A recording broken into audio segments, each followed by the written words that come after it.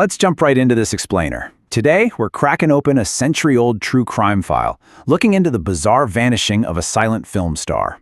We're talking about a case that has literally baffled investigators, journalists, and modern internet sleuths for over 100 years. I mean, it's got all the makings of a classic Hollywood thriller, but, this isn't a movie script, it's real life. So how exactly does a huge star just vanish from a crowded ocean liner? Well, to figure that out, we're heading back to October 1919, hopping aboard the SS Orduna. It's a massive ship carrying over 1,000 people, and we're going to confront a seemingly impossible locked room mystery. Just picture it, a floating city, brilliantly lit up, cutting through the freezing waters of the Atlantic. And right there, among the VIPs, the immigrants, the crew, is a highly recognizable celebrity who simply ceases to exist somewhere between the dining room and the open ocean. As you can see from the 1919 press coverage, reporters were absolutely baffled. What drew her into oblivion? And honestly, as we lay out the evidence today, you're going to be baffled too. I mean, how does someone that famous, trapped on a ship with hundreds of potential witnesses, just disappear without a single scream, splash, or sighting? Well, to understand how she went missing, we first really need to understand who she was. Part 1. The victim's profile. Okay, looking at the profile we've built, what's truly fascinating here is how her real-life persona was just as theatrical as her acting roles. Her legal name was Mary Ann Louisa Taylor, but she went by the stage name Marie Empress. And she was known for these mysterious facial scars, specifically one across her nose that she claimed was from a car accident. Plus, on this specific voyage from Liverpool to New York, passengers noted she was dressed entirely in black clothing with a heavy black veil. She looked basically like a grieving war widow. Now, Marie Empress specialized in playing these dark, mysterious vamp characters on screen. You know, the classic shameless seductress who lures men to their doom. And this really blurred the lines between her cinematic reputation and her real life. The headlines back then constantly mixed up the devious characters she played with the actual woman. But here's the kicker. She was also incredibly versatile. In British vaudeville, she was known as an exceptionally talented male impersonator. Keep that little detail in the back of your mind, because it is going to become absolutely crucial later. Part 2. Scene and timeline. Let's reconstruct those final 24 hours. The crucial takeaway here is that her disappearance from Stateroom 480 happened in a super tight 3-hour window on the evening of October 26th. The ship had just left a stop in Halifax, Nova Scotia, and was steaming right toward New York. At 6:30 p.m., Marie is alive, well, and ordering a late-night snack from her stewardess. By 9:30 p.m., the stewardess brings the sandwiches, but the cabin is completely empty. And the next morning, the room is exactly as it was. The bed is unslept in, the food untouched. This right here brilliantly illustrates the physical impossibility of the whole scene. The single porthole in her stateroom was only 13 to 14 inches wide. And get this, it was locked from the inside, so she couldn't have fallen or been pushed out of her window. It's just not physically possible. That means she absolutely had to have opened her door and walked out into the busy corridors filled with passengers, bustling salons, crew members everywhere. Yet literally no one saw her. How on earth is that possible? Part 3. Theory 1. The planned escape.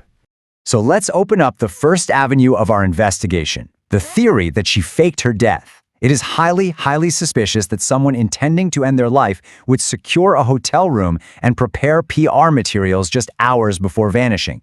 From Halifax, she literally sent a telegram to a New York hotel saying, "Arrive Monday, please have room for me." And when investigators finally entered her cabin, they found a stack of promotional photographs neatly laid out on her bed, perfectly prepped for the New York press. Why do all that PR prep if you don't actually plan to arrive? If this was a planned escape, internet sleuths and even 1919 reporters think it would have gone down in these 3 exact steps, totally leveraging her theatrical talents. Remember that heavy veil she wore all trip? What if that wasn't morning attire at all? What if it was a clever way to prevent the crew from learning her face? Step 1, discard the all-black clothing. Step 2, apply her expert male impersonation makeup to disguise herself as a sailor or a fireman. Step 3, casually mingle with the crew and disembark completely undetected in New York. And this isn't just modern speculation. An actual crew member on the Orduna validated this exact theory at the time, pointing out that she actually had men's clothing in her luggage. A lot of reporters back then strongly suggested she just walked right off the ship in New York, dressed in the grimy jeans of a ship's fireman, slipping right past customs. Press agents on Broadway genuinely believe the whole shebang was just a massive, elaborate publicity stunt designed to drum up ticket sales. Part 4. Theory 2. The tragic suicide. But as objective investigators, we have to look at the other side of the coin, and that evidence points to a much darker conclusion. The records show a tumultuous personal life. She had a recent, messy divorce from her dentist husband. There were persistent rumors of a drug habit following another failed relationship. Plus, she had previously suffered this deeply humiliating experience of being booed off a stage in New York. All of this paints a profile of an erratic woman who was probably dreading her return to that city, fighting some serious inner demons. And honestly, just think about the sheer difficulty of a major celebrity remaining hidden forever. If it was a PR stunt, why wouldn't she ever reemerge to claim the spotlight? But then we hit this behavior paradox. Why on earth would you order sandwiches for 9:30 p.m. if you intend to jump overboard? Was that order just a clever decoy to buy her some time? Or does it point to an accident rather than an intentional leap? We know she complained of feeling unwell earlier that day, probably seasickness. If she took sleeping pills or some kind of sedative and wandered out onto that brightly lit deck in a daze just to get some fresh air, she might have accidentally tumbled right over the railing into the dark waters below. Part 5. The verdict. So what's the official word? Well, in November 1921, the British government officially closed the case. Marie Empress was legally declared dead with the cause listed as jumped overboard, presumed drowned. But there's a huge lingering shadow of doubt here. Her heavy trunk sat in New York for over a month before being shipped all the way back to Liverpool. They were never claimed. Nobody ever came forward for them.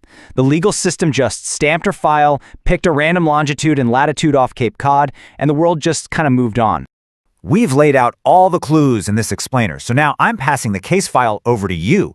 You are the final jury here. What do you think truly happened in those dark waters back in 1919? Did the ultimate vamp script a completely flawless disappearing act to start a brand new life? Or did the freezing Atlantic Ocean quietly claim another tragic victim? I'd love to know what you think, because honestly, it is a mystery that might just stay locked away forever.